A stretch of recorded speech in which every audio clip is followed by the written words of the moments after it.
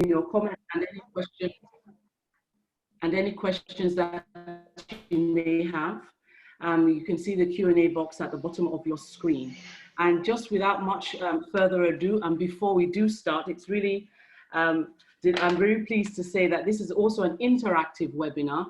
Just before we hand over, as we've done over the last 2 weeks, we had a very short poll, and I hope that will come up on the screen right now in a few moments, where we just ask you to just all complete the 2 short questions that will appear on your screen.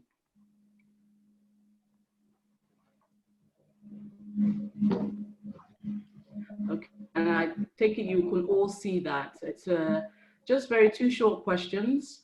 As you can see, the first one is, in the decade of action, what would you consider most important for the private sector in accelerating the SDGs? And then in the second question, do you think that government in Nigeria should enforce social performance reporting to accelerate the SDGs? It's a very, very instant interactive poll here, so we will give it a few moments for you just to all complete that, please. And as you can agree with me that the power of digital is instant, insightful, and without borders. So we'll just give a few moments for that before we hand over to our moderator, who I will introduce shortly.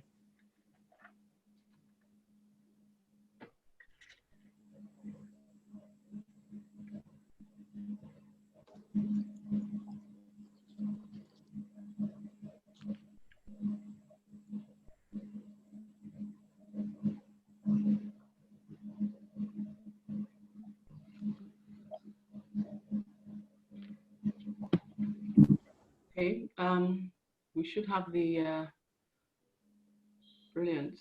Okay, so thank you all for participating. It's an overwhelming response, as we can see here, for the first question.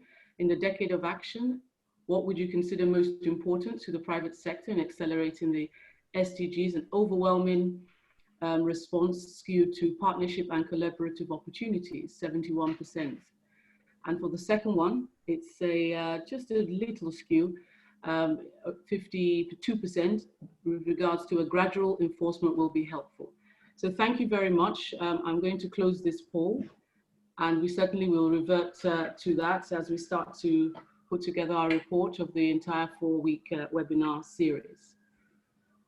And so on that note, I would like to just do a very short introduction of our moderator this afternoon. Mrs. Toyosi Akerele Ogunsuji is named by the Forbes as one of the 20 most powerful young women in Africa. She is a data scientist and artificial intelligence leader, social entrepreneur, and policy advisor in EdTech and human capital development. She is the founder, CEO of Rise Networks, Nigeria's leading social enterprise. Toyosi is an Edward Mason Fellow and Masters in Public Administration from the Harvard University Kennedy School of Government. She also studied at an executive level at the Cambridge University Judge Business School. She has been listed as a top 40 under 40 by Business Day. She's also one of the honorees of the top 100 young leaders, recognition by the federal government of Nigeria. And she's currently leading the COVID-19 Task Force Victims of Terrorism Support. I'd like to welcome you, Toyosi. Thank you so much for moderating this afternoon. The floor is yours. Thank you very much, Mrs. Rashari. It's good to be here. Thank you for putting this together. I think this is a very important conversation for Nigeria to be having at the moment, especially in terms of how we're going to midwife our country into the post-COVID era. This has been an emergency that the country, especially the people at the bottom of the pyramid in Nigeria, didn't really prepare for, and it's impacted countries, impacted our communities, our states, governments in very many ways, companies, multinational, small businesses in very many ways. And I think that at the very epicenter of sustainability is collaborative opportunities, is the fact that we need to think about how the approach of corporate social investment, first to define the clear discrepancies between corporate social responsibility and creating shared value, and marketing, which is what a lot of people are not able to, create clear divides among. when you think about the fact that several companies are not able to define whether this is a CSR project or this is a project where we want to be able to get marketing value to be able to drive the sort of results they want from their bottom line. I think this is going to be a very engaging, educating, and useful session for a ton of people who have joined us this afternoon. Good afternoon, everyone. My name is Toyosi Akiri-Logushiji, as I've been introduced, and I have the pleasure and honor to be hosting some of the brightest and the best people from across the world this afternoon. Mrs. Mariam Owais is very known to me, has been my very long time mentor, doing incredible work with the social investment program. So if you know, for our participants, if you know Empower, you begin of Trader Money and a lot of the Jeep projects, how machine learning and artificial intelligence is being used to do data collection, even for, within the poorest of the poorest communities in Nigeria. Mrs. Owais is a very interesting person to listen to this afternoon. Mr. Mohammed Yaya, a brilliant colleague from the other side of Africa who's been doing incredible work in Nigeria over the last couple of years. I was with you earlier last year, I think, when you wanted to do a review of the UNDP program, the 20 years of UNDP's existence in Nigeria, to try to revamp, review, and perhaps refocus some of the initiatives of the UNDP. And I think you're a very focal person to be speaking to on a conversation like this. And then we have Mr. Khalid, who's the MD and CEO of Lafarge Africa, who's also joining us this afternoon on this conversation. You're very welcome, sir. And well, finally, last but not the least, Mrs. Folashade Ambrose Mebedem and Titi Lokbe Ogutuga, who both lead the Corporate Social Responsibility Initiative for Lafarge, doing incredible work in terms of impacting secondary school students, specifically the spelling competitions, the education-focused programs, the environmental programs. I think that, we have a power-packed session this afternoon. I would like to begin this conversation by starting with Mr. Mohammed Yaya of the UNDP. Mr. Mohammed, the UNDP has been in Nigeria for about 21 years now. And your work, cuts across communities, specifically beginning from the north and then to other regional geopolitical zones of Nigeria. You're very passionate about issues around education. You're passionate, specifically girl child education. You're also very passionate about environmental issues in the UNDP. Economic inequality is also some of the issues that, the UNDP does address. And I'd just like to quickly ask you, the UNDP has played a very pivotal role in the middle of the COVID-19 pandemic in Nigeria. And we've been following the work and the engagement and initiatives of the UNDP with supporting government, and also engage before the COVID-19 pandemic, also engaging critical sectors of Nigeria's private sector to see how I know you just launched an initiative with the entertainment sector to boost the creative economy of Nigeria. I'd just like you to speak very quickly to the role that private and public sectors have played in terms of collaborating with you and facilitating some of the projects that you've done in the UNDP, and also to look at to ask you how you think that this sort of collaborative efforts are able to amplify, the CSR and corporate social investment initiatives within Nigeria's public and private sectors. Thank you very much, and thank you to Lafarge, and I see the CEO is online, Khalid, and for inviting me to participate in this interesting dialogue. In terms of what UNDP has been doing, let me start on the COVID side, and I think that the work we've been able to do together with the Presidential Task Force, NCDC, and others, and the role private sector played was extremely important. When the crisis started early on, obviously the UN got together and UNDP led in procuring key medical supplies, using our network across the world to make sure that materials and goods that are needed for Nigeria's medical sector were available, including test kits. As you remember, when the crisis started, the problems of test kits and sourcing test kits were important. PPEs, we were able to procure millions of PPEs. The UNDP has spent more than $25 million to be able to procure medical equipment.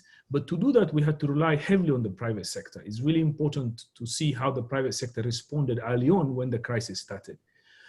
They got together, they brought their financing together, and the private sector understood if this country was not protected from the pandemic, both in terms of the health side, but also the socioeconomic impact, then the private sector will be at the forefront in suffering in terms of job losses, business opportunities lost, and obviously having less healthy society.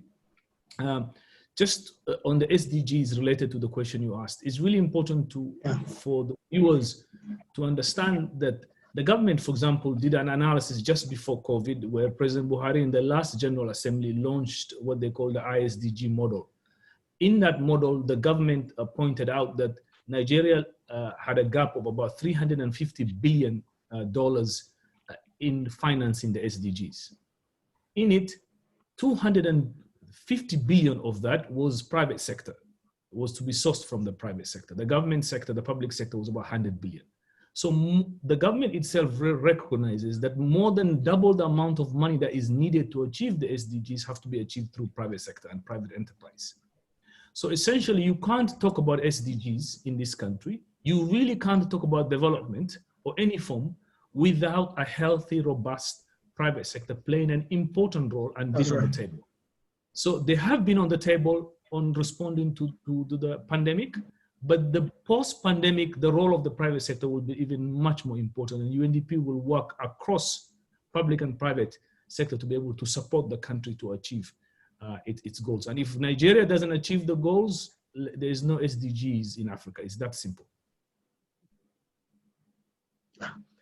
Thank you very much, Mr. Mohammed Yahya, for that very insightful opening comment. I'll go very quickly I'll come back to you, sir. Of course, you know we have a lot of questions for you this afternoon. A lot of people will really want to learn and hear what you have to say on this issue.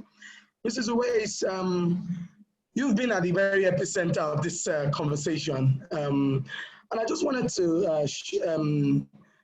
I'm sure that a lot of people are trying to get a sense of what are the most cogent lessons that the government has learned, that would help the government to rapidly respond to, the needs of Nigerians, post this pandemic in our country.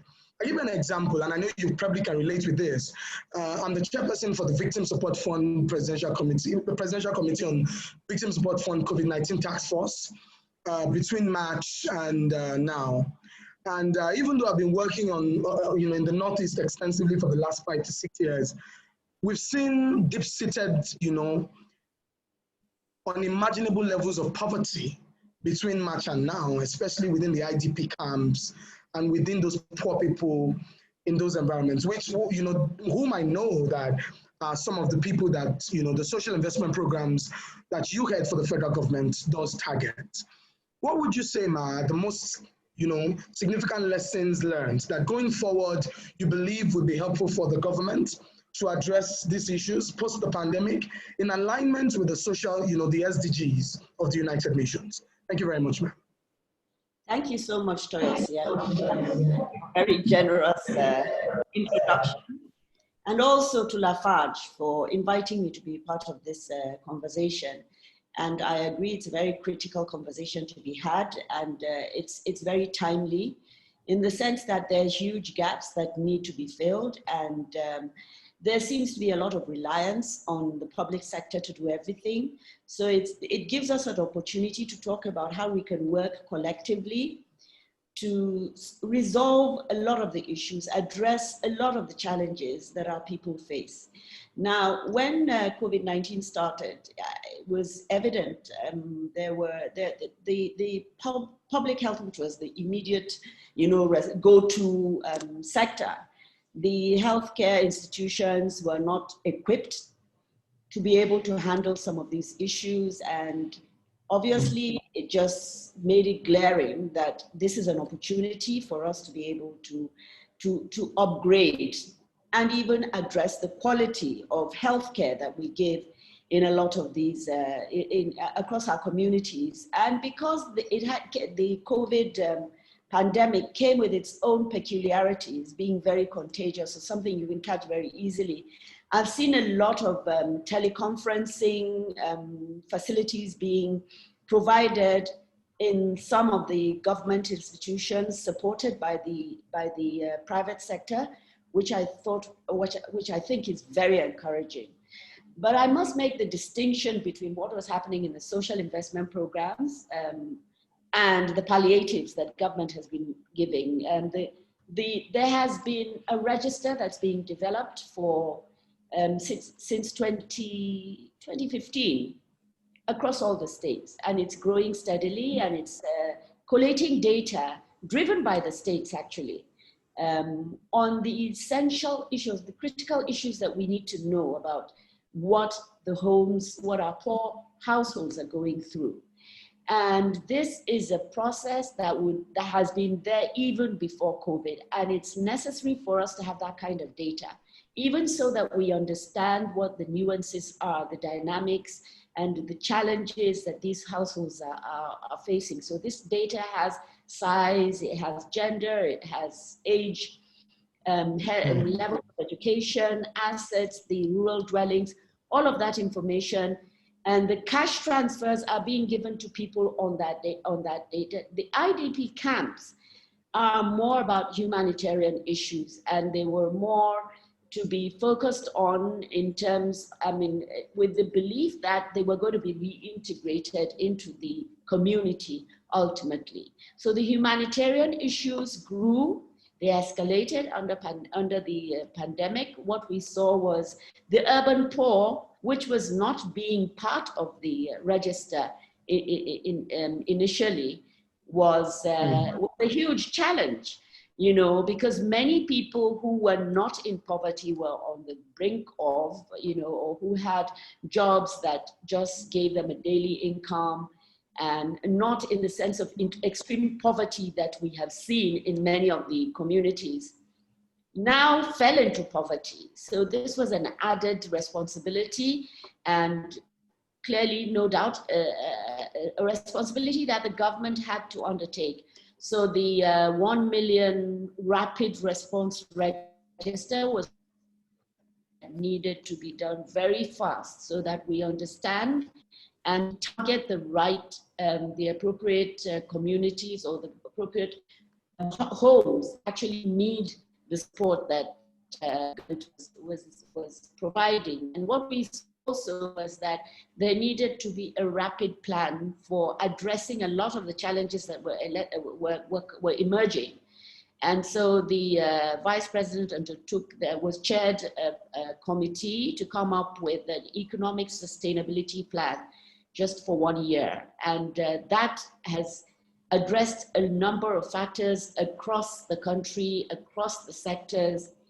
And it's also aimed at working with the private sector and the states. So it's very important for us to think holistically about what needs to be done. And this is a lesson that I think the biggest lesson for government, that we can't do it alone. And I'm hoping that the private sector and civil society and communities and individuals that actually can support the effort of uplifting our people and enhancing their conditions, enabling us to achieve the SDGs, will now sit up and work together to see that we actually do catalyze the attainment of the SDGs. I have Mr. Sadu, who's just joined us, is the representative of the Honorable Minister of Finance and Budget Planning, Budget and National Planning in Nigeria. She's unavoidably absent, Ajia Zainab Ahmed. Mr. Sadu is the Director for Social Development at the Federal Ministry of Finance, Budget and National Planning. Is Mr. Sadu here to join us so that he is able to contribute to this conversation?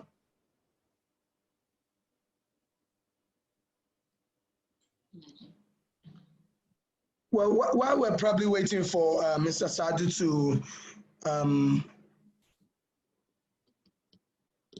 log in and join this conversation, I just wanted to say to our participants who are joining us that Lafarge is ranked as one of the top 50 CSR conscious companies at the moment. I don't know, is the sound very good? Is everybody able to hear me? Please nod if you're able to hear me. Okay. And Lafarge's social responsibility areas basically focus on, the climate, community, environment, and the circular economy. While we're waiting for Mr. Sadu to quickly join us, I'll go back to Mr. Mohamed Yahya of the UNDP. Mr. Mohamed, research and development is known to be one of the bedrocks for sustainable development of countries, of communities, companies, and countries. And I know that Nigeria, in recent times, seems to have started paying attention to R&D. When you think about the fact that some of the greatest nations in the world invest heavily in research and development, in fact, in an era of the fourth industrial revolution, where we moved on from the first, second, and third industrial revolution, and we're now in the fourth, where the quality of our human capital is what will drive the national competitiveness of Nigeria, amongst nations. I'd like us to appraise the relationship between the academia, which is the education sector, the government, which is the public sector, and the companies, which is the private sector. And the role that R&D plays in, fast tracking and facilitating the sort of, development that is measurable, not just development that we talk about, but development that is measurable using very, crucial data and insights. And I just wanted to talk about some of the projects that really made a difference in the middle of this COVID-19. Think about what 54Gene did, at this time, getting people to test, without even taking their blood, is perhaps one of the most impactful things that the younger generation of Nigeria would be pioneering. I just wanted to ask you, as a UNDP, what do you think, can be done, and how are you thinking about using some of the data and the insights that have been gathered, during this COVID-19 pandemic to improve some of the outcomes at the UNDP, and to also leverage new deep technologies that the Generation Z are familiar with, technologies like artificial intelligence, machine learning, some of those children that Lafarge is empowering in primary and secondary school at the moment. They are the Generation Z that are going to use technology to recreate our future and build the world in this fourth industrial revolution era.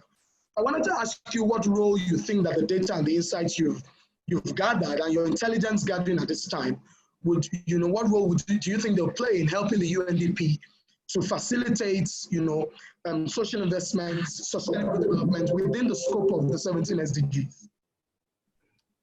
Thank you for the question. You're absolutely right. Data is extremely important because it's essentially what guides policymakers. So with a limited budget, specifically now, you all know with the drop of the oil prices, the country's budget is, or fiscal space is very constrained. So data and data information allows government to make an informed, evidence-based solutions in terms of how they invest. But the most interesting thing is the most up-to-date data that is available across the world, and the largest people who have this kind of data are private sector, private enterprise. If you think about Facebook, if you think about Google, there's a background, somebody. Okay, so so to answer your question, that a successful data capacity would be one that actually takes government data, public sector data with the private sector data, and organizations like Farage and others who can come together and provide the kind of information that is needed. What is surprising we have seen globally is how much decisions are made by policymakers that is based very little on data. We recently, Joyce, if you remember, we recently did a report in UNDP on who are the Africans who are migrating to Europe. And the most amazing thing what we found out was that actually the people who are migrating are those Africa that had invested in, the urban lower middle class or middle class people. they're not the poorest, the most deprived people who are moving to Europe, if you think about those young people who are crossing the Mediterranean. But then if you look at policy decisions that have been made both in the EU and in Africa, it was for completely different group of people who they thought were the migrants and what needed to be done. So going back to the SDGs are very complex 17 goals that really can only be successful if we're able to understand how each of them relate to each other. And that is where the data part extremely important. Just to give you an example, recently with the pandemic problem we had, one of the things UNDP was able to support the NCDC is to look at the turnarounds between testing and an individual getting their result. And where were the bottleneck? And then NCDC could be able to make decisions on how to go about removing those bottlenecks. So just to emphasize the point of data, we really, really have to do much better in terms of how we use data. We have to do much better in collecting data from different sources and new technology that is available. There's so many open data sources, but I'm not convinced all public policy is made based on evidence and data. And the post-pandemic environment, I think, where we have scarce resources, where we will have more people in poverty, unfortunately, because of the impact of COVID. We will have more anger because people will be unemployed. Using data and having evidence-based solutions will make a huge difference in making sure this country or the region overall builds back better. And this is one thing that UNDP will heavily invest in and support government and private sector. Thank you very much, Mr. Yaya. I think that that's a pretty germane point to this, roundtable event. I also think that when we even talk about data, the data segmentation is also important. One of the things that we don't do very well that we need to improve on in Nigeria is also the, profiling of the people that, when we collect this data, how do we sort them? How do we make more data-driven decisions? I think we just collect a lot of data without basically, breaking them down into gender, into social class, so that we know the sort of policies, that should strategically target these people, and then determine the sort of modalities to measure the outcomes, and also, do the monitoring, tracking, and evaluation of, some of this, data-driven projects that we want to embark upon. My next question. I don't know if Mr. Sadu from the Federal Ministry of Finance is now able to join us. I see him in the window, but I see his name. Yeah, good afternoon, everybody. Mr. Sadu.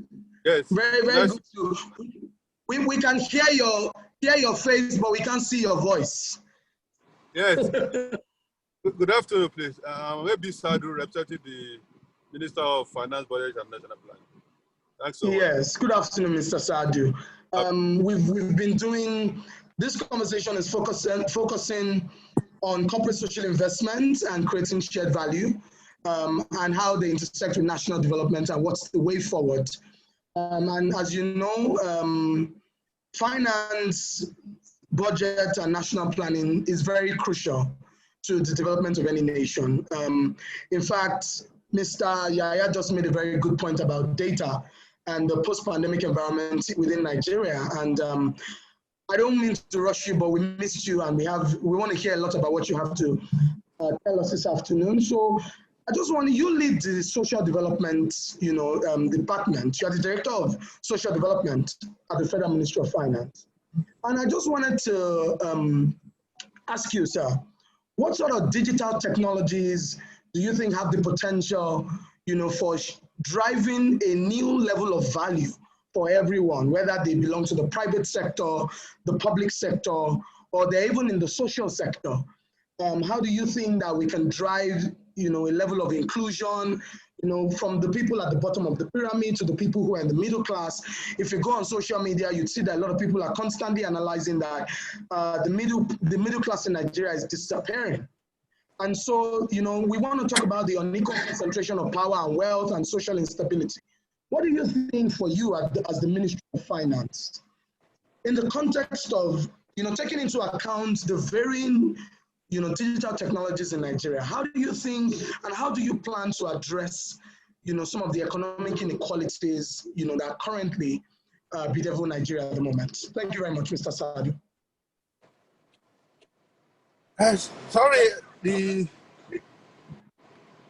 it's not very clear. Where I am now, I'm not hearing you very well. Please. Can you hear me now, sir? I'm not hearing well. It's blinking. I've been trying to connect, but I'm not hearing. I cannot pick very well. Mr. Sadu, can you hear me now? I couldn't hear you very well. That's why. Okay, I could not pick what you are saying there. Okay. So I simply said that while digital technologies have the potential to enable a new level of value for everyone, irrespective of gender, social class, or regional divides within Nigeria, the risk that digital technologies pose in terms of institutionalizing inequalities are definitely there, and we cannot lose sight of them. What do you think? How is the federal? The network is, I'm not hearing well. The network is very bad here. I don't know. We can hear you, Mr. Sadu. Can you hear me? I'm not hearing very well. Network is so bad here. I've been having difficulty in connecting. Okay, Toyosim, let's move on to the next. Okay. It's so faint. I'm not hearing. Sometimes can be difficult. Thank you. Okay. We understand. Mr. Sadu, we're glad to have you join us. Unfortunately, it looks like the network on your side is not as good. We're hoping that you're able to fix it and still be able to join us. We have another 54 minutes to go on the conversation, so we'd very much like to hear from the Federal Ministry of Finance. And Mrs. Uwais, I'll come back to you. And the question that I'd like to ask you is, I know that on the social, I know you made a very crucial point about thinking about social investments in Nigeria pre-COVID and during COVID. And you were right when you said that a lot of the approaches and the projects that would epitomize and that we would associate with the pre-COVID period are totally different from the sort of palliative efforts that the government had to do, had to make within when COVID started. And that was because I believe COVID happened upon us as an emergency situation that nobody prepared for at all. So the government had to make makeshift plans to quickly address the pandemic. I know that there have been a series of partnerships and collaborative efforts and alliances, and Mr. Mohamed Yahya mentioned that the private sector has played a very crucial role, and in facilitating and the success of the UNDP's interventions, in the middle of the COVID-19 pandemic. I'd like to hear from you, ma'am. What do you think are some of the results that you anticipate should come out of the alliances and the strategic partnerships that have been built? I believe that the COVID-19 pandemic comes with its own disadvantages and inconveniences, but it also comes with some advantages that, for example, it's jolted the Nigerian private sector. Now we know we don't need to travel for all those meetings abroad anymore. We can now do a lot of meetings, online. Even though a lot of people won't be happy because of their, the sort of, I saw on social media the other day, somebody said, now we don't need to travel. And somebody said, it is your portion, it's not my portion. I wanted to ask you, ma'am, what are some of the results and the benefits that you believe that Nigeria can leverage from the strategic partnerships and alliances that have been built, in the middle of this COVID-19 pandemic? Well, I am really encouraged by the partnerships that have been created as an emergency, as a necessity, especially with our developing partners. We've had, a lot of the leadership has met with many of the UN agencies, the World Bank, and they've all come up with solutions on how to address at scale the problems that we see, and even strategically. And what is glaring is that we need a lot of support, the public sector, to be able to ensure that there's inclusive growth. We need a lot of support in infrastructure. For instance, the dearth of infrastructure has prevented a lot of the really poor from engaging in financial transactions. So there's a need to extend the internet broadband network reception. There's a need also to provide power, because you need to charge your phones if you do have a phone. And for many poor, from what our experience is from the cash transfer programs, even if you give them phones, they sell them because they don't see the value coming through that phone. And unfortunately, the banks hitherto had more concern over the high net worth individuals, people who had huge amounts of money. They didn't appear to have they didn't want to engage with the sheer volumes of poor people because of the amount that, the effort it would take them to engage. Now, clearly, for there to be a lot of people coming back into the formal sector, we need to bring in more and more people engaging in financial transactions. We've seen the fintechs helping. We've seen a lot of the private sector providing internet access. We've seen financial literacy being afforded or availed by many of the private sector organizations. And I think we cannot do enough of that, because what I see everywhere is, yes, we're growing, we do have inclusive growth in certain parts. It's always the urban and the semi-urban. The parts that don't have the infrastructure remain, and the disparities continue to grow. And this is a structural problem. So it's the fact that a lot of these issues, a lot of these people don't have a voice, they can't be heard. And those of us that are more advantaged take it for granted that all is well, because we don't hear a clamor. You know, you see this even in the social media. The social media is more concerned about benefits to them, and they forget that there's a huge number of citizens who actually are deserving of some support from government, but obviously are not part of the conversation. I'll give an example. When the Abacha loot was coming back and was going to be given to the cash transfer program, to be given to the poor people, and irrespective of the fact that there were strenuous efforts to ensure efficiency and transparency, I saw a conversation on social media, and they were saying, no, we should build stadia, we should build other things. You know, it was more about what would benefit them, and nobody asked the poor really how much 5,000 naira a month could do for them, you know, and whether it was something they would appreciate. So I think the platform that technology gives us and facilitates growth and inclusive growth. And that is obviously SDG 8, SDG 9. You know, there's a lot that we can do. And what the federal government has realized is that it's going to have to provide even solar energy. So it's partnering as part of the economic sustainability plan to provide solar energy to 5 million homes. And they're homes that are poor homes, you know, people that don't have any power at all. And so I think that's one critical sector that I think we need to focus on as an opportunity. And the alliances that are being forged in that direction. And then of course, I mean, Lafarge knows what technology can do with education. We've seen a number of e-learning platforms coming in, and a lot of young people starting up. They're creating startups with apps that can get, or even on the radio, we're getting a lot of learning coming up for children that have not been able to engage with any learning in the past 3-4 months. And we've seen banks coming in also to support that, you know, and I must say it's very encouraging, irrespective of the fact that the pandemic is with us and obviously may not go for a while.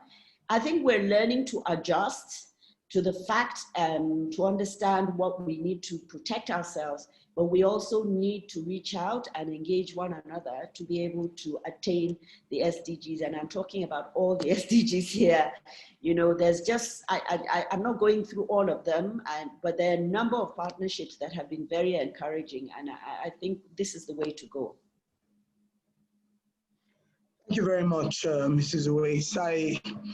We need to hear from our host, Mr. Khalid Dukani, the CEO for Lafarge Africa. It's good to have you here this afternoon with us, sir. Thank you so much. Lafarge seems to be winning on many fronts. Top 50 Forbes, you know, top 50 in CSR by Forbes. You know, the Nigerian arm of Lafarge also won the festival Lafarge Holcim CSR Awards, you know, within the Middle East and East Africa. And it seems to us that Lafarge is passionate about the things that matter to not just the people at the top of the privileged people at the top of the pyramid, but also to the ordinary people of Nigeria and Africa. And I think that's very commendable, because companies can't simply want to do business within communities without wanting to contribute to those communities. And I think that's one thing that Lafarge has done incredibly well, especially in alignment of the two major goals. I mean, I know that Lafarge's work definitely aligns with the 17 SDGs, but I know specifically SDG 9, which is industrial innovation and infrastructure, and SDG 11, which speaks to you know, cities and communities. I think that Lafarge has a lot to perhaps teach a lot of other private companies around how to do corporate social investment and CSR without basically losing the impact on your bottom line. Because I find that that's the clear discrepancy that companies are unable to make. When you want to, marketing means when I put 1 naira, I want to get 10 naira back. But social responsibility means I made 100 naira. And all of my 100 naira is revenue. Out of that 100 naira, 25 naira is my profit. Out of that 25 naira, this country and the people who have been you know, at the very center of our progress and success as a company, we will give 5 naira back to those communities to support them. So Lafarge has done things like the Easy Home Initiative. You've got the, you know, education programs for children, circular economy, you know, centered projects, environment-related projects. And I think that hosting this conversation is one of the other ways that Lafarge is showing the commitment that you have, not just as Lafarge Nigeria, but as an African, you know, as the whole of, as a company that, you know, works around the entire continent. I'd like to ask you, sir, in the middle of this pandemic, what are some of the major highlights of how Lafarge has adjusted strategically to the pandemic? One of the things that I know about corporate social investment is that we don't just focus on taking care of the stakeholders on the outside, our external stakeholders, but also focus on supporting our internal stakeholders, which are, you know, people like fresh-faced people like Mrs. Mebedem and Titi Lokbe and Ginika and the other people. I'd like to ask you, sir, what are some of the things that other private organizations can learn from Lafarge in terms of, number one, adjusting to the emergency situation that the pandemic presented? Number two, how do you do well while doing, how do you do good while doing well? Such that companies can know that they can do well within communities without losing their bottom line. And then my third question, because you haven't spoken to us at all today, and I know you are very up to the task, is to also ask you, what are some of the things that you want to share with us in terms of how Lafarge is leveraging innovation and digital technologies, especially in line with, you know, SDG 9, which is industrial innovation and infrastructure? What have been the unique things, you know, that Lafarge has done pre-COVID and in the middle of COVID? Very good. Thank you so much, Teosi, first of all, for managing this webinar. And I'm very glad with the presence of Mrs. Mariam and Mr. Muhammad and their insights. And we were really hoping for Mr. Sadu to be able to join us as well. So I want to extend my appreciation for everybody here. Your question is quite comprehensive. And I really don't want to take the remaining 30, 35 minutes answering the question. So let me let me capture your question in three main pillars. The way we see it as Lafarge Holcim, Lafarge Africa, and even on the personal level as far as I'm concerned. I strongly believe that sustainable development in the big picture needs to move from being a passion to being a value. Because passions changes with the dynamics of the markets. We could be passionate about one thing, but within other challenges, we can move to another passion and so on. I believe when it comes to sustainability, corporate social responsibilities, it needs to become a value. So it's part of the organizational DNA. It's like code of business conduct, it's like ethics, it's like these type, like health and safety. I believe social corporate responsibility has to be classified as part of these values that really defines one organization from the other. So it's not occasional, it's not when something wrong happens. I think it's a sustainable initiative which is driven among the organization and carried forward from one generation to the other, from one management to the other, and from one leadership to the other. So that's one of the main classification that I believe within Lafarge Holcim as a multinational organization, and by default in Lafarge Africa, we deal with corporate social responsibility as a value that has a continuity, and it has to have an impact on our societies and operating communities. So that's on the first level. On the second level, it's very important for any organization within this value to have a good, clear objectives of what they need to do and how they need to impact positively the societies that they are operating on. Because we have seen so many cases, and Lafarge Holcim is not an exception, because we are present in more than 79 countries across the globe. So we learn from each other. We need to avoid half-cooked initiatives by opening 10 or 15 initiatives at the same time, where we cannot complete all of them. We would rather have a focus on 2-3 initiatives where we take it the extra mile, we deliver the impact, and once we are comfortable with the outcome, we move to another 2-3 initiatives, rather than being scattered into too many initiatives where we might be putting a lot of effort, a lot of energy, a lot of money, but the outcome is not felt by our communities and stakeholders. And back to your point, that's why among the number of the Sustainable Development Goals, you will find that Lafarge Africa has chosen 3 or 4 key pillars or key 4 elements that we need to focus on to create impact. Education and literacy is one of the very, very important goals that we are working around. It's very important to make sure that the new coming generations are well educated, well equipped to meet the future challenges.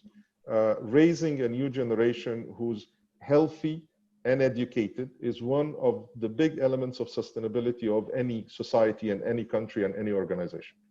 And we deal with it within our framework of our employees. So we learn, we teach, we develop our own employees, but we apply the same mindset on the societies which is neighboring our plants in particular. And we are operating in 4 societies, 4 states where we can really have an impact and presence. We are in Lagos, we are in Ogun, we are in Cross River and Gombe, where we have our plant in Ashak. So we make sure that we select water is one of the big elements that we focus on, plantation and reduction of CO2 emission on the environmental side, and definitely education and literacy is one of the key pillars that we focus on. So out of the 17, we choose 3 or 4. We might be engaged in other sustainable development goals as well, but these are the heavyweight involvement that we engage as Lafarge Africa to try to bring impact to the operating societies among us. So that's the second part of the question. On the sharing level, and here I want to capitalize on the previous webinar we had on last Wednesday, and it was one of our requests to the panelists at that time, that we need to create a platform inside Nigeria where not only Lafarge Africa, we have a lot of multinationals in Nigeria. We have a lot of conglomerate, big local and national companies that has presence, that has weight, that has respect in the country. But we should not be working individually. So each company, I'm sure that each of these companies, they have their own initiatives and they have their own impact on the society, because we are all keen in creating a better Nigeria, if we want to put it like that. But we strongly believe that if we can create a platform where all of these resources are gathered and directed to the key priorities of Sustainable Development Goals, I think as joint forces between government, UNDP, NGOs, private sector, when we create this vehicle or platform and we can join resources, agree on common objectives, I believe we can have a greater and a quicker impact on our society. My final point on that, and again, part of what we have discussed earlier, that we need to commercialize what we are talking about. We need to give it a value. And I've said it last time, I've said it the time before, and I'll keep on repeating it. There is a financial commercial element in sustainability. We should not deal with it as it's a charity. It's a product that has a win-win impact on the private sector, on the government, and on individual himself. So there is no harm at all, and we should not shy away from saying, let's commercialize it. Let's create a value for these sustainable objectives, and let's trade around it. And the trading will create this win-win scenario. Because again, one of the obstacles that everybody is facing is we assume that it's a free of charge service, that the private sector or the government needs to spend without expecting return, which I believe this is not right. There is a huge return of these spendings and these developments and the digitalization and bringing it forward to the private sector and the government. The more you have educated generation, the more you have healthy generation, the government is optimizing on their savings. They can spend their money in other more fruitful areas. And this is, again, for private sector, if we have educated people, generation, we will find people to fill in the pipeline. We need to grow in the country. We don't need to face shortage in resources or competencies or skills. So the more we invest in this direction, there is definitely a trade-off here, and we are going to win about it. But without really bringing these two elements together and commercializing this product, it will be always two different languages on the table. So creating a platform, commercializing the product, working as joint forces, I believe these are the three elements that can really make a change on the ground. Thank you very much, Mr. Khalid, for that very brilliant comment on behalf of Lafarge. I just thought it was important to hear from our host, just so people don't know that, don't feel that Lafarge is simply discussing the issues. Lafarge is actually at the very forefront of not just leading the conversation, but taking concrete action around corporate social investment and CSR. We're going to go to our questions and answers session. But before we do, I'd like to quickly just ask one question each to Mr. Yaya and Mrs. Weiss before we open it to the participants to ask their questions. If you're a participant joining us for this afternoon's event, again, this is Lafarge's sustainability series, and this particular session is focusing on corporate social investment and creating shared value at the intersection of national development and how we can find ways forward through collaborative effort. What can we learn from each other? How can communities, companies, and countries make a difference in alignment with the social, the Sustainable Development Goals of the United Nations? Mr. Yaya, your profile is very interesting. You've done a lot of work around development before you joined the UNDP. You worked for the International Alert, and then you supported the UN extensively, working on the African Union and a lot of Africa-focused projects. And now you are our resident rep for the UNDP in Nigeria. But before you stepped into this position, you were also the conflict recovery specialist, of the UN. I wanted to, taking all of that into context and thinking that, and talking about all we've discussed earlier about inequalities and how data and insights are useful, in helping us make strategic, decisions and meeting our goals and objectives as, various stakeholders. I'd like to ask you, impact investing is one of the, focus areas for private organizations as far as the SDGs are concerned. And I don't know what you think, but especially in communities, now this is, with strategic focus on Nigeria and Africa, but paying very crucial attention to the parts of Nigeria where you have conflicts, where you have, disasters, different, challenges around security and all of that. How do you think that measuring tools and, measuring platforms are able to help us to advance, the cause of impact investing on the private sector side? Because you find that, for example, in communities around the Northeast, go from Michika, Madagali in Adamawa State to Bama, Goza, Jetete, Dalori in Borno, to Buniyadi, to Potiskum, to Damaturu in Yobe. I mentioned those, communities because those are the major affected communities, and I know the UNDP is doing a lot of work supporting, IDPs and people within the Northeast. How do you think that we can measure, we can use impact assessment and impact measurement tools and platforms to advance impact investing in a way that nobody is really left behind? Because the objective of the Sustainable Development Goals of the United Nations is to ensure that there's wholesome development across board for all and sundry, irrespective of, Mrs. Weiss talked about financial inclusion and a lot of, other issues that have left, the urban poor and the rural poor behind. How do you think about these issues, and what are some of the, comments that you'd like to share with us this afternoon that many of us can go back to apply in our private organizations, and even some of the stakeholders within other organizations who have joined this session, who want to learn and go back to use those learning points? Thanks to Lafarge, who's made this free of charge, for them. How would you react to this, sir? Thank you, and thank you, Khalid, for a really inspiring intervention. And I want the viewers and those who are listening to know that this kind of dialogues are not just for talking, but also to start, at least start seeding things that we can harvest. In that sense, I can tell the CEO of Lafarge that you can count on UNDP to participate and support the process of setting up the platform. So thank you so much. Thank you so much. I will be following up with, I have an SDG team here, so we'll be coming to you and see how we can work together. Amazing. Perfect. Amazing, amazing. Get that moving.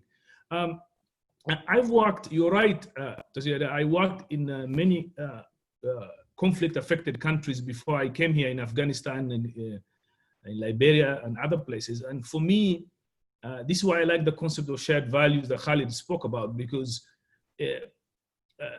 conflict and instability is a failure of development, is a failure of investment, is a failure of an opportunity for the private sector to grow. So private sector is not only about exactly the issue of returns, which are important, but also is about creating a conducive environment of peaceful coexistence. And that conducive environment for peaceful coexistence comes through the work that private sector do, investing in creating jobs, creating opportunity. So to answer the question in relation to impact investment overall, this is why the dialogue on impact investment is extremely important.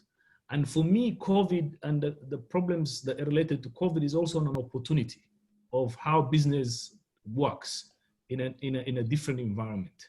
We now know that carbon-free approaches are beneficial, that the carbon footprint matters.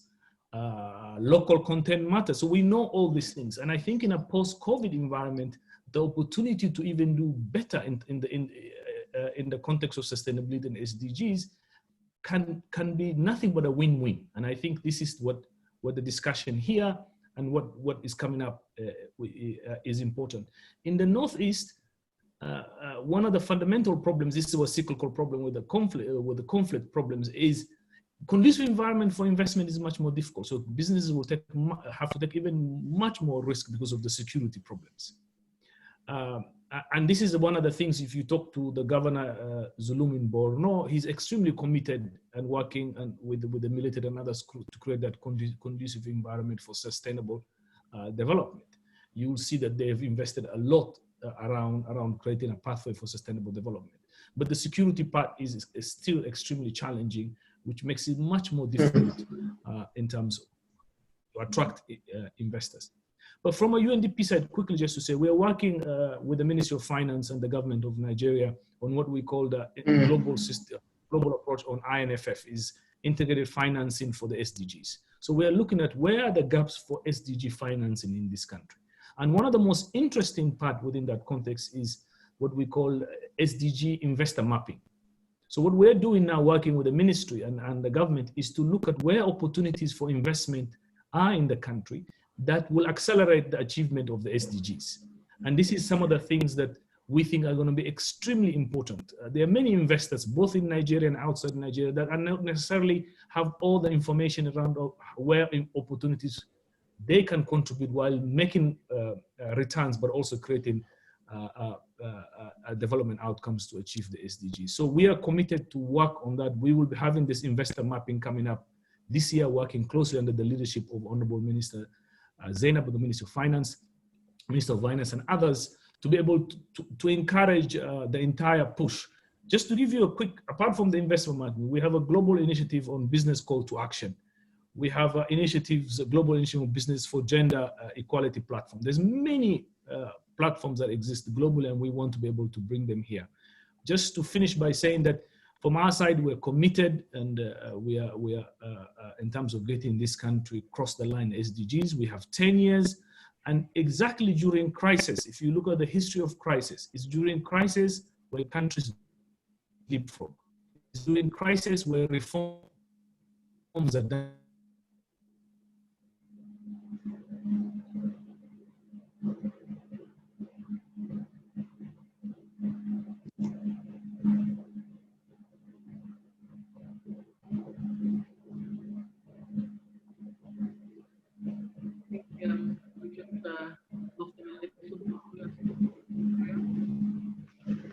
Are we losing Mr. Yaya?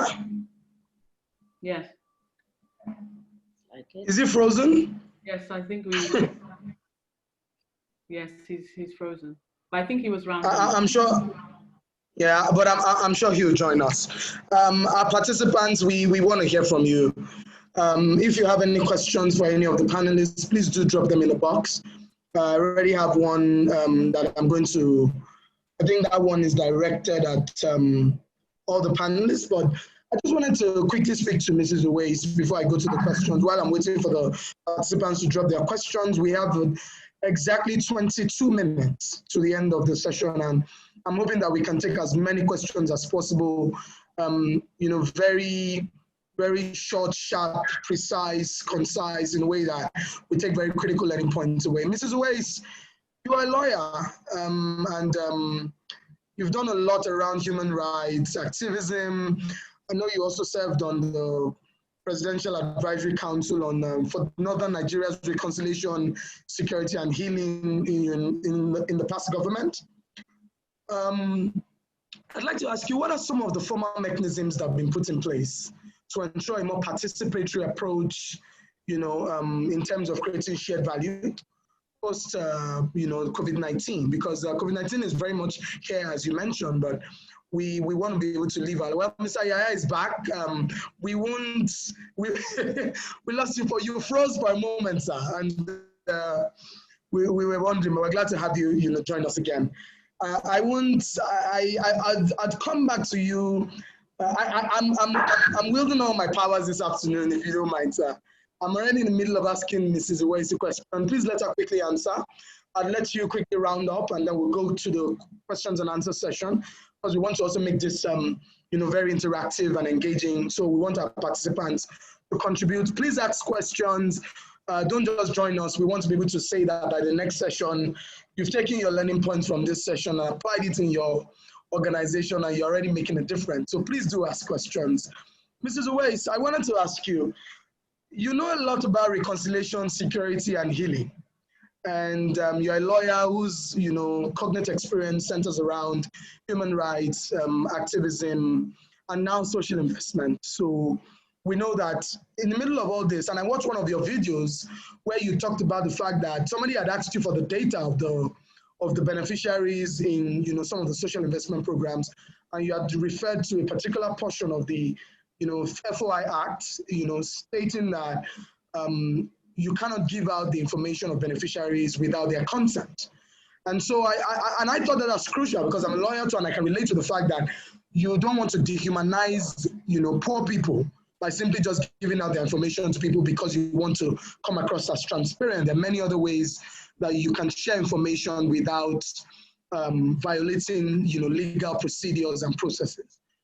My question to you this afternoon is, my final question for me is, what are some of the formal mechanisms and structures that have been put in place so that, in terms of creating shared value, to be able to drive a more participatory approach, in the post-COVID-19, pandemic era? Thank you very much, ma'am. Thanks. See, I really think there's a lot of balancing to be done, but government is coming into the awareness, as are most people, of the need to share and work together. And I would say this, with all sense of responsibility. Lafarge has been really very supportive in a lot of areas, but I think we need to move a little away from, or we should get the FIRS, for instance, to incentivize those that actually spend their CSR on the SDG goals, because we see CSR happening. Some private companies just want to look at maybe giving salarams at Eid or Christmas trees. It actually makes no impact.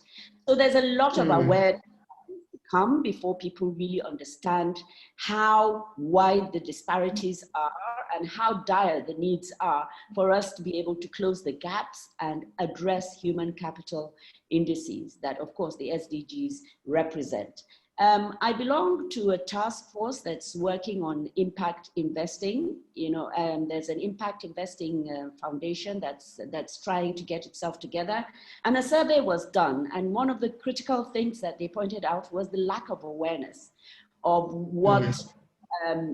the lack of awareness of social entrepreneurship and social innovation. And I think this is where we should go for sustainability, because even from, I have an NGO in Kano, and having to go for grants and writing proposals, if you actually do the work and get a profit, even because of the huge numbers, even if it's a tiny profit, you actually can continue to run the program because the needs are never ending. And you must find a way of sustaining the effort. And I think government working with the private sector is coming to that realization and trying to respect. I mean, in the economic sustainability plan, I need to go back to that because it's a COVID and post-COVID report that, report that government actually sat down and brainstormed about. There's mass housing. Of course, the private sector has to come in. It's individuals, it's communities. There's also, as I said, solar energy. There's mass jobs. There's trying to support businesses that are already there, stimulating activity in areas that were not there. All of these issues have come to the fore because of the COVID, but we also need to sustain it. And the only way to sustain it is to ensure that these matters become visible and how you can actually make some profit from doing good is critical, and the awareness needs to be everywhere. We need to understudy that. We need to get government to provide incentives to companies that, in addition to the platform that Khalid mentioned, we need to find a way of making visible, especially even for government, we have the challenge. We find that politicians generally want to look at programs or structures that are that they can point to say, this is what I did in my time, this is legacy. So even where there's a budget that's there's an element for education, there's a portion, they tend to do the infrastructure rather than the quality of teacher training, because that is not something they can see. The private sector too also wants to be able to see that there's profit. When we ran the school feeding program, we even had, a business case made so that the private sector could see that there are profits. I mean, it is profitable, even for the private sector. We were, in a week, we needed over almost 8 million eggs. But it was not something that hit them. And so that I think part of what Lafarge is doing, even by this webinar, is really excellent, because it makes people begin to reflect on how can we sustain this effort. It's not go in and go out. I belong to a group that's called Catalyst 2030, trying to catalyze, it's an international group, catalyze the attainment of the SDGs. And from that study, it says at the pace we're going, in the world, we will be able to achieve the SDGs until 2093. So, I mean, and this is, the world, not even Africa, not even Nigeria. And the challenges that we have are also structural. The companies like Lafarge are working with state governments directly to support them, but there are other companies that are also working in the same space. And there's a multiplicity of effort in certain places, and other places are left, unattended to. So it's really critical that we form the platforms that actually enable us to share best practices, invite those that actually have expertise in certain areas, and work concertedly to improve everything that we need to do in terms of, even in the plan, there's extensive road works. It's about bringing the masses of our people who don't have much, they don't have, the social contract is just not there with government. So we need to find a way of getting them to take ownership and feel a sense of belonging, that they too are Nigerians entitled to support from government. And we need to support businesses, and I think that also has been done through, through the presidency. There's been a lot of discussion with NAFDAC, and all of these partnerships are being formed to ensure that, a lot of the registration issues are eased, and young people are able to open up their businesses, sell their products in a manner that is not as strenuous or expensive for them. And these things are not going to they're not going to change overnight after COVID. I don't know when COVID will end, but I think these things have come to stay. So these partnerships, a lot of awareness needs to go out as to how the benefits would accrue if you actually engage with these partnerships. And I must say, I can't underscore the need for technology and the need for awareness and the need for these partnerships to ensure that it's a collective effort, and that the impact is not only at scale, it's also objective. So it's not targeted at preferred or certain selected people, preferred candidates. And it's also something that is sustainable. So it's not something that can end too soon, because we did have very poor human capital indices even before COVID. And this has just exacerbated our issues. And so there has to be a double down effort to ensure that all of these issues are addressed. Thank you. Excellent.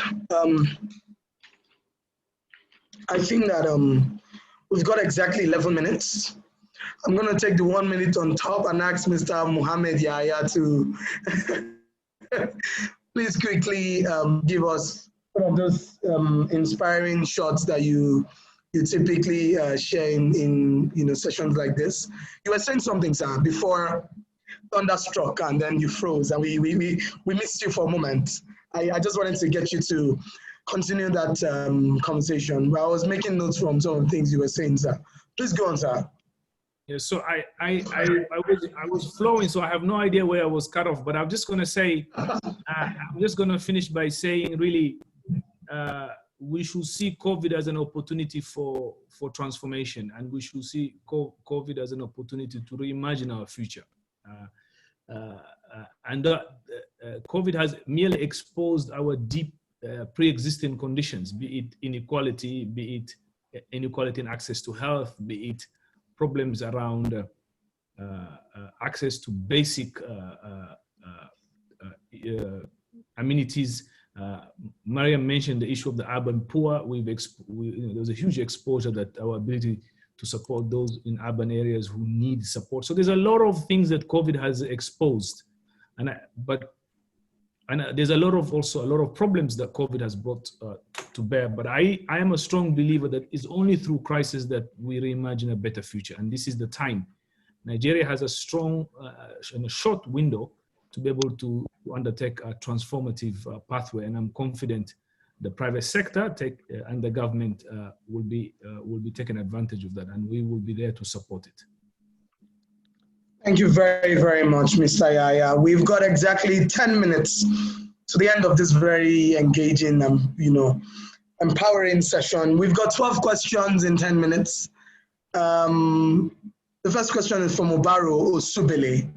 Obaro's question is to Mrs. Mariam Owais, and he or she is asking, the COVID-19 took the world unawares. What are some of the learnings taken to help achieve the SDGs? I think you already answered that, ma'am, in the course of your answering one of the questions that I asked you. Aziz Obaneye asked Lafarge, so I'm going to let Mr. Khalid Dukani answer this question. Tell us specific initiatives put in place to cushion the impact of the pandemic on your operations. In what areas is the government collaborating with the private sector to attain the SDGs? Mr. Khalid, please be kind to note that down. The next question is at the UN, Mr. Mohammed Yaya. How can we hold countries and the private sector accountable for the attainment of the SDGs? Mr. Yaya, the question is for you. The next question is from O'Cristo. O'Cristo wants to know, Mr. Yaya, he's glad to hear that there's an investor mapping on the SDGs funding. He's asking which of the SDGs have seen more funding directed at achieving the target set and which have seen less funding, and what can be done to direct funding to the ones with less funding. So Christo has asked a very analytical, data-driven question to Mr. Yaya there. Otto Abasie Kong is asking Mr. Khalid of Lafarge, your advocacy on commercializing sustainable development as a product is well noted. How can we increase the utilization of the capital markets in Nigeria to raise more sustainable bonds, target education, clean energy, water, and sanitation? That question is from Otto Abasie Kong to Mr. Khalid of Lafarge. Ian Abasie did not direct this question to anyone, so I'll let Mrs. Owais take it. In the context of the subject matter, and considering the fact that most blue chips in Nigeria are working independently to implement their CSR in alignment with the peculiarity of the operating environment, how would the clamor for strategic alignment to create shared value works? That's a bit of a convoluted question. I'll take it again, Mrs. Owais. I'm not sure you got it. Do you want me to take it again? Yes, I thought so. Let me take it again quickly. In the context of the subject matter, and considering the fact that most blue chips in Nigeria are working independently to implement their corporate social responsibility in alignment with the peculiarity of the operating environment, how would the clamor for strategic alignment to create shared value work? The next question is from an anonymous attendee. The question is for Mrs. Owais. Please comment on the widely held view that a disproportionate part of the Nigerian COVID intervention palliatives went to the north, that the south is being deliberately marginalized in the FGN's efforts. Mrs. Owais, if you need support on that, I'll be more than glad to contribute my thoughts on that question. And another anonymous attendee also wants to know what sustainable initiatives are for Lafarge focusing on the moment. I think we should hear from Mrs. Folashade and Brosmebe then here. This is the one who oversees that entire corporate social responsibility process for Lafarge, and I think she may be more poised to shed some light on some of the work that she, Titi, Ginika, and some of the incredible people in that department are doing. Abdul Ahmed wants to know, power supply is one key area for rural infrastructural development in order to achieve sustainability development. How can the private sector partner with the government in that area? Because solving this issue is key to the overall success in sustainability efforts of the country. Mrs. Folashade, I'll let you also take that one. The final question here, we've got exactly 6 minutes. Other major businesses may need to learn one truth that has emerged from what Lafarge Chief said. Investing in education and health is investing in the future capacity of your workforce. My view is that there's no better time to do this than COVID-19 time when everything seems to be falling apart. That was just a comment from Ebere Onwudiwe. It wasn't a question. Thank you very much, Ebere, for that brilliant question. 1 minute each. I'll take the closing shots and then we can call it a good afternoon. Who wants to go first? Who wants to be a millionaire? Fastest finger first. Who's going first? Mr. Mohammed is laughing. You're very ready. I'll let you go first. Okay, glad I didn't get any anonymous questions. I leave that to Mariam. On the accountability, really, there are different forms of accountability. First to say that many global, at least global companies have joined the Global Compact, business call to action, that they hold each other accountable, and that is extremely important. But there are other forms of accountability. Public opinion. You know, the public is demanding more and more clean and much more transparent business practices. And I think that will, businesses will have to respond to the public need for less pollution and all those things. That is important. And then the most important part is, as they said, trust but verify. I think it was Ronald Reagan who said that, government regulation. That is always going to be important to ensure that everybody is held accountable, public and private. So that is the question. On the question of the SDG, in relation to the questions asked, the investor mapping has not finished. I can quickly tell you on the public sector and the UN side, the #1 area that we put our resources around health, not UNDP per se, but the entire UN system. But we will have the SDG investor mapping up towards the end of the year, and we'll be able to know where the gaps are. Thanks. Thank you very much, Mr. Yaya. Mr. Khalid, 57 seconds, sir. Thank you. I'll go very quickly, and I'm sure that we will be answering all the questions related to Lafarge Africa after the webinar. So we are capturing all the questions. I'm going to take care of it. But two questions that really stands out, and I want to make a quick comment on. There is plenty of initiatives that we can implement in a country like Nigeria, starting from waste management to recycling to plantation to water treatment and education and so on and so forth. What Lafarge Africa is really focusing on now, as we discussed during the session, is education, literacy, and plantation water treatment, CO2 emission reduction. However, there is one big element as well that we are focusing on, which is alternative fuel, which is relying on waste management and recycling of products. And this is one of the great initiatives that we have taken a long milestones in it. Our Ogun State plant is running at 40% alternative fuel using waste management. We already have in place partnership agreements with Glamourate companies in Nigeria that we are off-taking all their waste through a contract to be used as a source of energy in our plants. So it's environmentally very healthy. We are resolving a problem for a lot of companies and so on and so forth. So this is one element. The other element on how we can create a product on it in the financial market.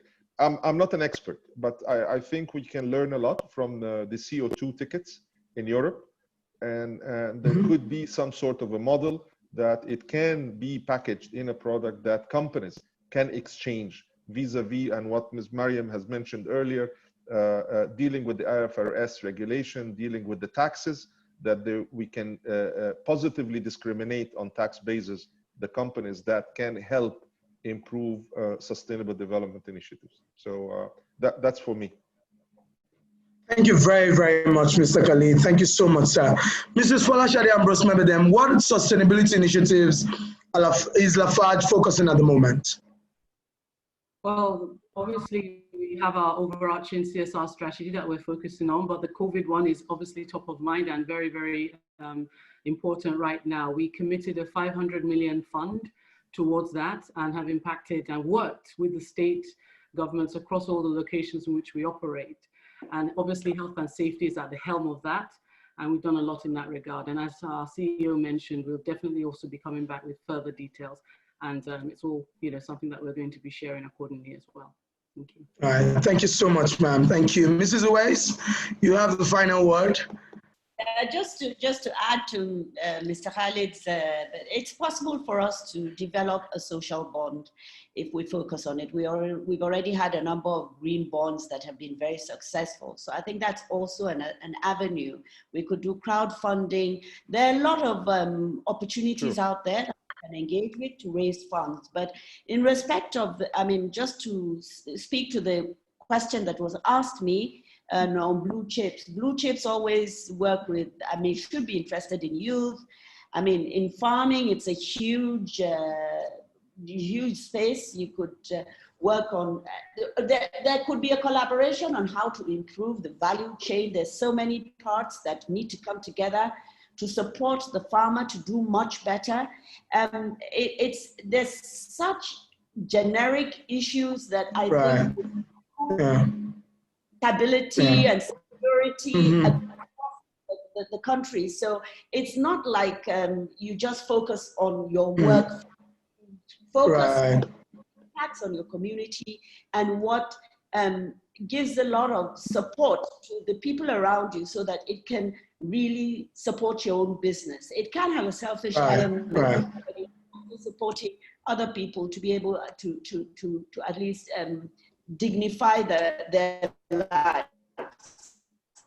It's about and South. I had those questions. I would say that we should also look at the indices. It depends on what it is that is being applied in a particular state. Where all the state governors are accountable for what happens in states. So in one state, for instance, now I speak to the social investment programs, we had a huge number of market women engaging with the trader money and the market money because we had many women in the markets and we had things from other states saying, why are you focusing on them? In other states, we had a huge number of cash transfer because the poverty indices were much higher, unemployment indices. So we always try to contextualize the programs that the government was doing based on indices provided by the NBS, the Bureau of Statistics. And so putting, we really can't say that this region or that region because it all depends on what the indices were that demonstrated the needs for that. But Toyosi, do help me too, because this is a fault line that I think I can't address enough. That's right. That's right. Thank you so much, Mrs. Uwais. We've had everyone will agree we've had a really good afternoon. It's been, a very good 2 hours well spent. Thank you so much, Mr. Yaya, the United Nations Deputy, the United Nations Development Program Resident Rep in Nigeria. Thank you very much for making the time to join us. Mr. Khalid of Lafarge, CEO of Lafarge Africa, thank you so much for joining us, Mr. Dukani. Mrs. Mariam Uwais, Special Advisor to the President on Social Investment Programs.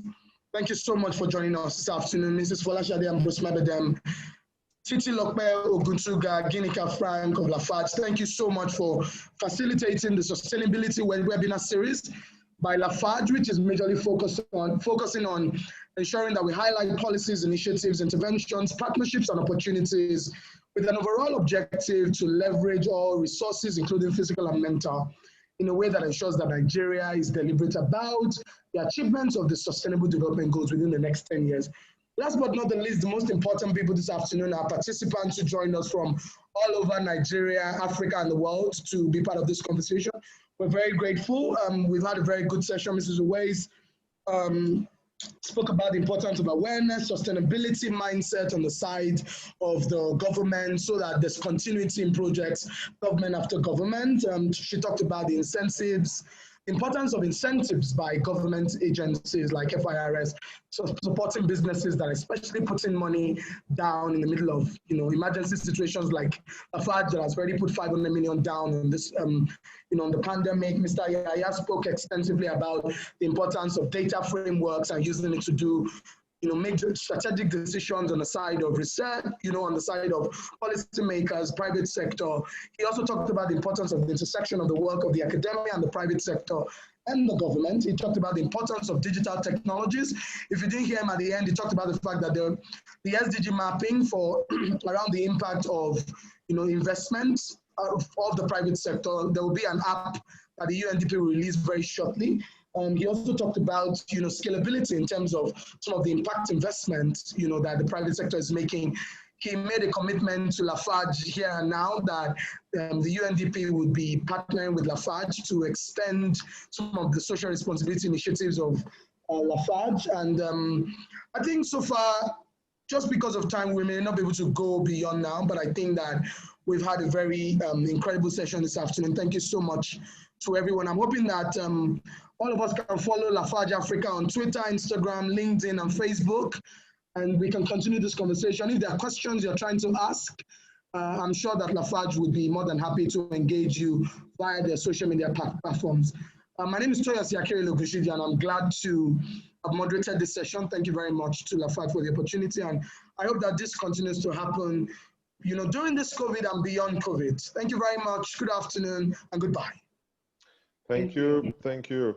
And I would like also to extend my appreciation and thanks to AIG for joining us. It's a great pleasure. I know he's somewhere in the back scene, but it's great to have him on board. Yeah, and thank you very much, by the way, to Mr. Sadu, the Director of Social Development of the Federal Ministry of Finance, Budget and National Planning, who did everything possible to join us. But it looks like the gods are not cooperating this afternoon. Mrs. Miriam, Mr. Mohammed, it's been a great pleasure. It's been a great pleasure, Ms. Miriam and Mr. Mohammed. And I really look forward to a face-to-face meeting in Lagos whenever the opportunity is there. It will be a great pleasure. Toyosi, thank you so much. It's been great. Thank you. Thank you. Thank you Thank you, everyone. Thank you. Have a great day. Bye. Thank you. Thank you. Bye now. Thank you. Bye-bye. Thank you very much.